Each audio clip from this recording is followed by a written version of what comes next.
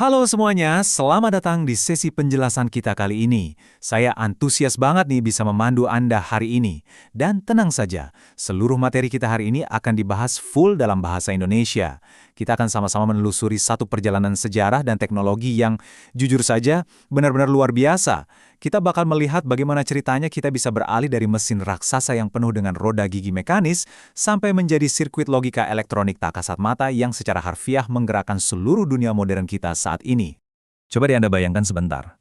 Bagaimana caranya sebuah perangkat komputer itu bisa menyusut drastis dari yang awalnya sebesar ruangan raksasa sampai sekarang bisa muat di ujung jari Anda. Oke, mari kita selami ini. Ini tuh bukan sekedar cerita tentang gimana bikin komponen jadi lebih kecil ya.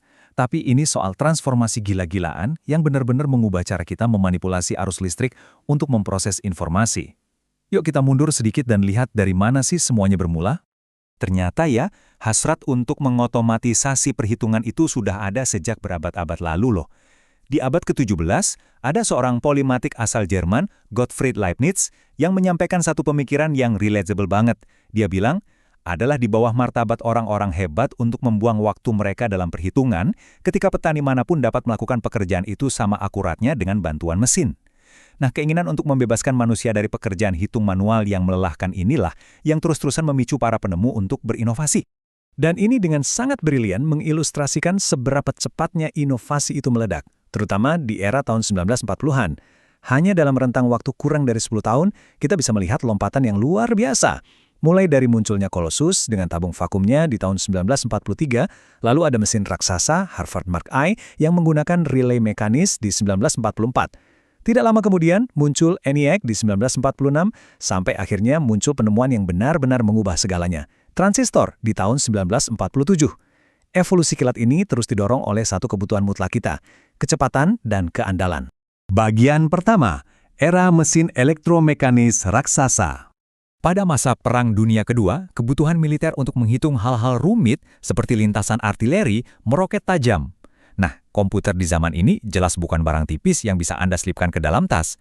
Mereka itu benar-benar monster mekanis fisik, suaranya berisik banget, dan makan tempat sebesar gedung. Untuk memberi Anda gambaran skalanya, coba bayangkan angka ini, 765.000 komponen. Yap, itu adalah jumlah suku cadang individu di dalam komputer Harvard Mark I keluaran tahun 1944. Mesin ini super rumit, punya 3 juta koneksi dan kabelnya saja kalau dibentangkan bisa mencapai 500 mil. Untuk mensinkronkan itu semua, mereka menggunakan poros baja sepanjang 50 kaki yang terus berputar digerakkan oleh motor listrik berkekuatan 5 tenaga kuda. Benar-benar seperti pabrik perhitungan. Nah, otak dari mesin-mesin raksasa tadi sebenarnya adalah saklar yang disebut relay elektromekanis. Biar gampang membayangkannya, analogi keran air ini pas banget. Bayangkan kabel kontrol di relay itu bekerja seperti pegangan keran air. Kalau Anda membuka kerannya atau mengalirkan listrik ke kabel kontrol itu, dia akan menciptakan medan elektromagnetik. Medan ini kemudian menarik sebuah lengan mekanis yang akan menutup sirkuit. Sama persis seperti saat Anda membuka keran dan membiarkan air atau dalam hal ini elektron mengalir begitu saja. Lalu saat arusnya diputus, lengan tadi akan terbuka lagi dan aliran elektron pun berhenti total. Masuk akal banget kan? Bagian kedua, kelemahan suku cadang fisik yang bergerak. Masalah utamanya begini. Karena saklar yang baru saja kita bahas itu terbuat dari lengan logam fisik, otomatis mereka punya massa. Logam yang bergerak, bergesekan, dan buka tutup terus-terusan ini artinya mereka tidak bisa bergerak secepat kilat. Kecepatannya jelas terhalang oleh hukum fisika. Relay paling canggih di era itu saja mentok di sekitar 50 klik per detik. Kedengarannya sih lumayan, tapi percaya deh, itu terlalu lambat untuk memecahkan persamaan matematika yang panjang. Mesin ini butuh waktu belasan detik hanya untuk menyelesaikan satu operasi pembagian. Belum lagi, pergerakan fisik yang konstan ini membuat suku cadangnya gampang banget aus. Komponennya jadi lengket, melambat, atau bahkan patah. Ujung-ujungnya para operator harus mengganti relay yang rusak hampir setiap hari. Ribet banget kan? Memiliki mesin sebesar ruangan yang berisik dan panas ternyata juga mengundang masalah lain dari alam. Anda pasti tahu kan istilah bug atau kutu komputer? Dulu, kata ini sama sekali bukan istilah untuk perangkat lunak yang error loh. Ini benar-benar serangga sungguhan. Jadi di bulan September 1947, saat komputer Harvard Mark II tiba-tiba mengalami malfungsi, operatornya membongkar panel mesin tersebut. Dan coba tebak, mereka benar-benar menemukan seekor ngengat mati yang tersangkut di dalam salah satu relay elektromekanis. Ngengat itu secara harfiah merusak koneksi fisik mesinnya. Nggak nyangka kan? Kejadian konyol itu akhirnya melahirkan salah satu anekdot sejarah yang paling ikonik. Pelopor komputasi terkenal Grace Hopper mencatat peristiwa itu. Seperti yang dia bilang, sejak saat itu ketika ada yang salah dengan komputer, kami mengatakan ada kutu di dalamnya. Keren ya, gara-gara masalah fisik dari mesin raksasa zaman dulu, kita jadi punya satu istilah abadi yang masih sering kita keluhkan sampai sekarang. Apalagi pas aplikasi di smartphone kita tiba-tiba menutup dengan sendirinya. Bagian ketiga, tabung vakum. Transisi elektronik. Mari kita melangkah lebih jauh dan lihat bagaimana ini berkembang. Terus-terusan mengandalkan lengan logam yang bergesekan jelas tidak efisien. Para insinyur butuh saklar yang sama sekali tidak memiliki bagian yang bergerak. Perbandingan antara keduanya benar-benar menunjukkan lompatan yang fundamental. Di satu sisi kita punya relay mekanis yang lambat dan gampang aus. Tapi di sisi lain, kita punya katup termionik atau tabung vakum. Bentuknya mirip bohlam kaca kedap udara. Inovasi paling jeniusnya adalah tidak ada lagi logam yang saling bertabrakan di dalamnya. Tabung ini mengontrol listrik hanya dengan memanipulasi aliran elektron melewati ruang hampa udara. Tanpa adanya hambatan fisik sama sekali, tabung vakum ini bisa menyala dan mati ribuan kali per detik. Benar-benar sebuah game changer. Lompatan kecepatan ini diaplikasikan di ENIAC, komputer elektronik serbaguna pertama yang diselesaikan pada tahun 1946, dan hasilnya gila-gilaan cepatnya. Karena tabung vakum mampu beralih status tanpa batasan fisik mekanis, ENIAC bisa memproses hingga 5.000 penambahan dalam 1 detik. Bayangkan saja, itu ribuan kali lipat lebih cepat dari mesin elektromekanis manapun sebelumnya. Ini benar-benar mendefinisikan ulang batas kemampuan komputasi di masa itu. Tapi, tentu saja teknologi baru pasti membawa tantangan baru juga. Walaupun tabung vakum sukses memecahkan masalah kecepatan, komponen ini punya kelemahan fatal yang sering bikin pusing para teknisi. Tabung kaca ini sifatnya rapuh banget. Mereka punya filamen yang bisa putus dan terbakar, persis seperti bohlam lampu pijar. Plus, mereka memancarkan panas yang luar biasa ekstrim. Nah, untuk komputer sebesar ENIAC yang butuh ribuan tabung, kerusakannya terjadi nyaris tanpa henti. Mesin itu bisa beroperasi lancar selama setengah hari saja tanpa ada tabung yang meledak, itu sudah sangat beruntung. Bagian keempat, revolusi transistor solid state.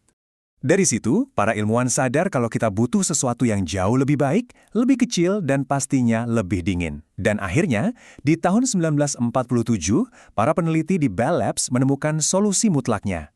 Transistor. Ini ibarat keajaiban fisika kuantum.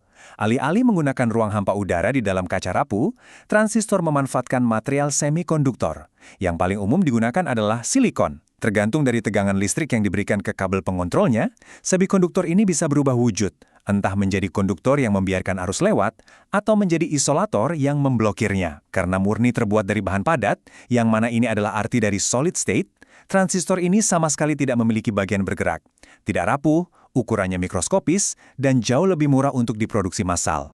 Nah, yang benar-benar menarik dari evolusi ini adalah, coba deh kita resapi lompatan eksponensial dari kecepatannya. Perkembangannya sangat luar biasa. Relay yang besar dan berisik tadi cuma bisa beralih 50 kali per detik. Masuk ke era transistor awal, kecepatannya langsung meroket ke 10.000 kali per detik karena mereka sudah mengendalikan elektron di dalam benda padat. Dan transistor modern yang sekarang ada di dalam laptop atau smartphone Anda, astaga, mereka bisa beralih status jutaan, bahkan miliaran kali hanya dalam 1 detik. Dan hebatnya lagi, mereka bisa tahan berpuluh-puluh tahun tanpa mengalami keausan mekanis sama sekali. Bagian kelima, dari fisik menjadi logika. Jadi, sekarang kita sudah punya saklar yang super mikroskopis. Lalu, apa yang kita lakukan dengannya? Nah, disinilah keajaiban abstraksi komputasi terjadi. Para insinyur menyadari kalau aliran listrik yang menyala dan mati ini bisa diwakili sebagai status logika matematika, benar dan salah. Ini adalah nyawa dari sistem biner kita, menggunakan angka 1 dan 0 secara ketat untuk memastikan tidak ada sinyal campuran yang error saat miliaran proses berjalan bersamaan. Lebih kerennya lagi, dengan merangkai beberapa transistor ke dalam pola tertentu, kita bisa menciptakan apa yang disebut gerbang logika, seperti operasi NOT, AND, dan OR. Sekumpulan gerbang logika inilah yang memberi kekuatan bagi komputer untuk menerjemahkan arus listrik mentah menjadi video yang sedang Anda tonton, teks yang Anda baca, atau game berat yang sering Anda mainkan. Perjalanan panjang dari relay raksasa berisik sampai ke sirkuit mikroskopis ini meninggalkan kita pada satu pemikiran yang cukup provokatif nih. Saat ini, ukuran transistor sudah menyentuh angka di bawah 50 nanometer. Untuk memberi Anda perspektif, selembar kertas saja tebalnya itu 100.000 nanometer. Artinya, ukuran komponen kita sekarang sudah nyaris seukuran atom. Jadi, pertanyaan terbesarnya adalah, apa yang akan terjadi ketika kita pada akhirnya benar-benar menabrak batas hukum fisika tentang seberapa kecil sebuah komponen bisa diproduksi? Apakah ini berarti kita akan sepenuhnya beralih ke komputasi kuantum atau mungkin kita akan menemukan material konduktif jenis baru? Ini jadi bahan pemikiran yang seru banget untuk kita renungkan hari ini. Terima kasih banyak sudah menemani saya menelusuri pembahasan ini. Semoga penjelasan tadi memberikan Anda sudut pandang baru setiap kali Anda melihat perangkat luar biasa yang ada di genggaman Anda setiap hari.